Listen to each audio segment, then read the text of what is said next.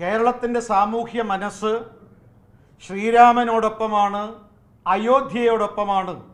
ദേശീയ പാർട്ടി എന്ന് അഭിമാനിക്കുന്ന കോൺഗ്രസ്, 5.5 പതിറ്റാണ്ടിലധികം രാജ്യം ഭരിച്ച കോൺഗ്രസ്, ആ കോൺഗ്രസിനെ നിയന്ത്രിക്കുന്നത് കേരളത്തിലെ 2 ജില്ലകളിൽ ആധിപത്യമുള്ള മുസ്ലിം ലീഗാണ്.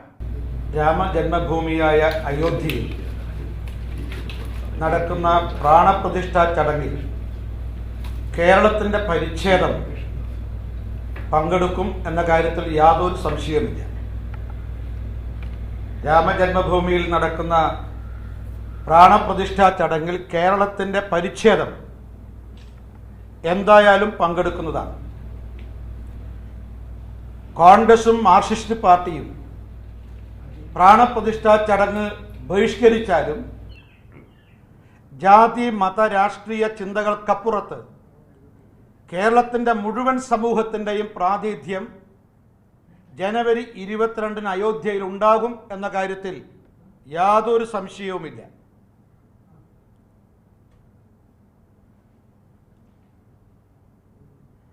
കേരളത്തിൻ്റെ സാമൂഹ്യ മനസ്സ് ശ്രീരാമനോടൊപ്പമാണ്, അയോധ്യയോടൊപ്പമാണ് എന്ന് ജനുവരി 22-ൻ്റെ ചടങ്ങ് വ്യക്തമാക്കും എന്ന കാര്യത്തിൽ യാതൊരു സംശയവുമില്ല.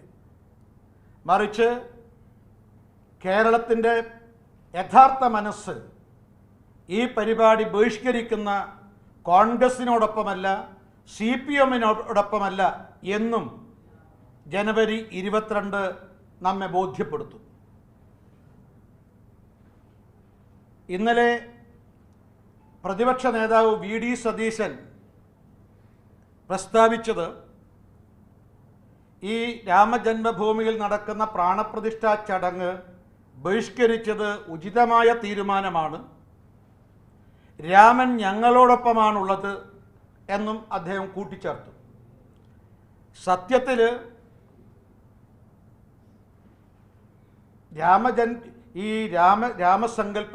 രാമരാജ്യസങ്കല്പം രാഷ്ട്രീയ രംഗത്ത് ആദ്യമായി അവതരിപ്പിച്ചത് മഹാത്മജിയാണ്.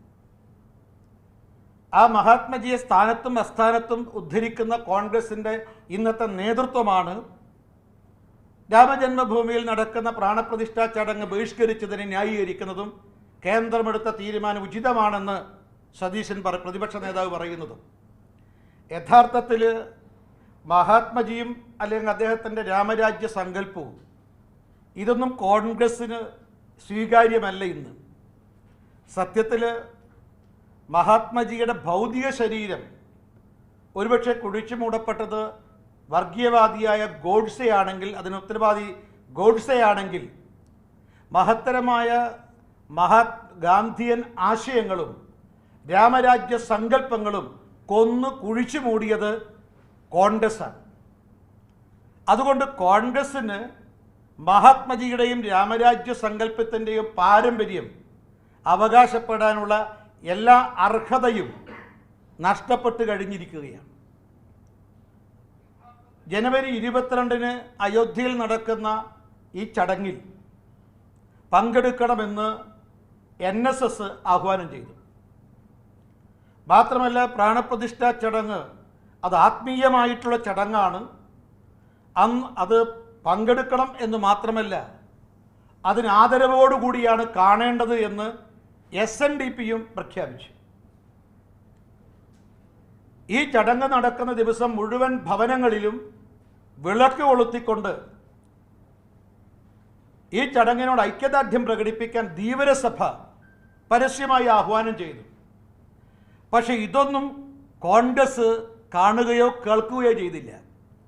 NSS ആവശ്യപ്പെട്ടത്, SNDP ആവശ്യപ്പെട്ടത്, ധീവരസഭ ആവശ്യപ്പെട്ടത്, നിരവധി ഭക്തജന സംഘടനകളും ഹൈന്ദവ സംഘടനകളും ഈ ചടങ്ങിൽ പങ്കെടുക്കാനും കേരളം മുഴുവൻ തന്നെ, രാജ്യം മുഴുവൻ തന്നെ ഒരാഘോഷമാക്കി മാറ്റാനും ആഹ്വാനം ചെയ്തു.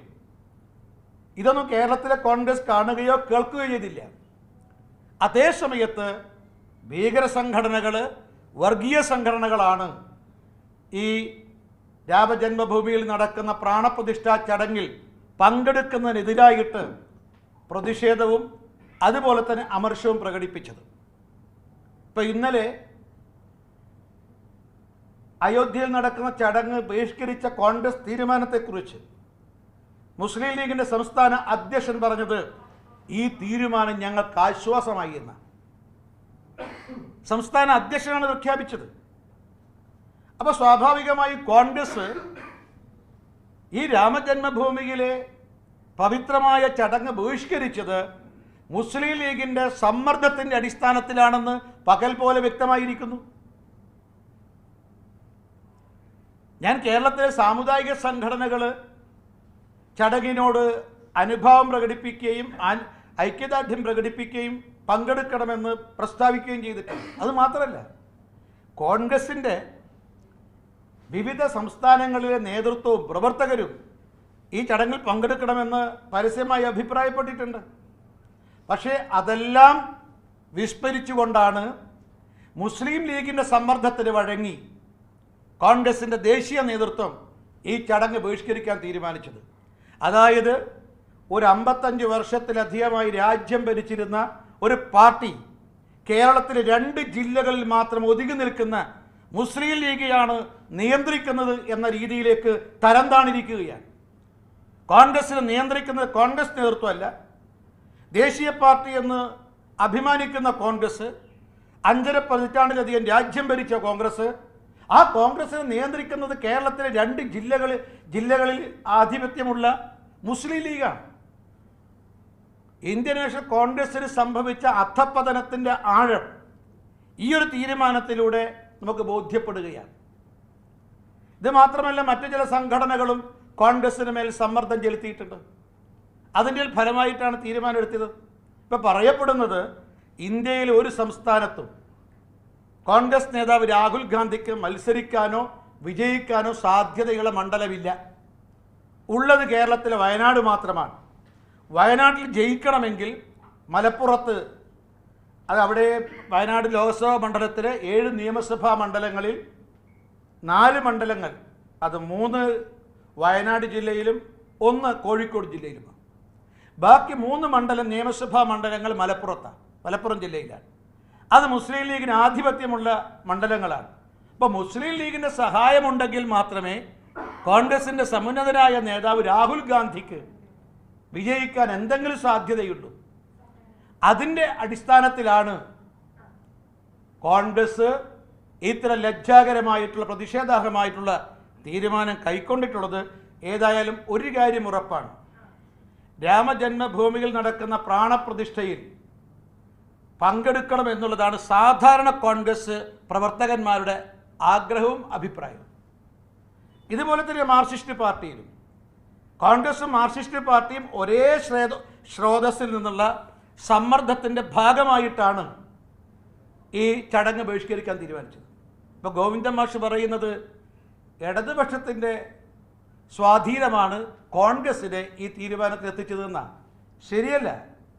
തീവ്രവാദികളുടെയും അതുപോലെ ഭീകര സംഘടനകളുടെയും വർഗീയവാദികളുടെയും സമ്മർദ്ദത്തിന് വഴങ്ങിയിട്ടാണ്, അവരുടെ സ്വാധീനത്താലാണ് ഈ അയോധ്യയിലെ ചടങ്ങ് ബഹിഷ്കരിക്കാൻ കോൺഗ്രസിനെ പോലെ തന്നെ മാർക്സിസ്റ്റ് പാർട്ടിയും സ്വീകരിച്ചത്. അതുകൊണ്ട് വി.ഡി. സതീശനും ഗോവിന്ദൻ മാഷും ഇന്ന് പ്രേരണ ഉൾക്കൊള്ളുന്നത്, അല്ലെങ്കിൽ അവരുടെ തീരുമാനങ്ങളുടെ സ്രോതസ് എന്ന് പറയുന്നത് കേരളത്തിലെ വർഗീയ സംഘടനകളാണ്, തീവ്രവാദ സംഘടനകളാണ്. നിസ്സംശയം പറയാൻ സാധിക്കും. പക്ഷെ എന്തായാലും ഒരു കാര്യം ഉറപ്പാണ്, ഈ 2024 തെരഞ്ഞെടുപ്പ് മുന്നിൽ കണ്ടുകൊണ്ടാണ് കോൺഗ്രസ് ഈ ആത്മഹത്യാപരമായ തീരുമാനമെടുത്തതെങ്കിൽ തെരഞ്ഞെടുപ്പിന് ശേഷം CPM-നെ പോലെ കോൺഗ്രസും ഒരു പ്രാദേശിക പാർട്ടിയായിട്ട് മാറും എന്ന കാര്യത്തിൽ യാതൊരു സംശയവുമില്ല. അതുകൊണ്ട് ഇവരുടെ ബഹിഷ്കരണം കേരളത്തിൽ വിലപ്പോവില്ല. കേരളത്തിൻ്റെ മനസ്സ്, സാമൂഹ്യ മനസ്സ് ശ്രീരാമനോടൊപ്പവും അയോധ്യയോടൊപ്പമാണ് എന്ന കാര്യത്തിൽ യാതൊരു സംശയവുമില്ല.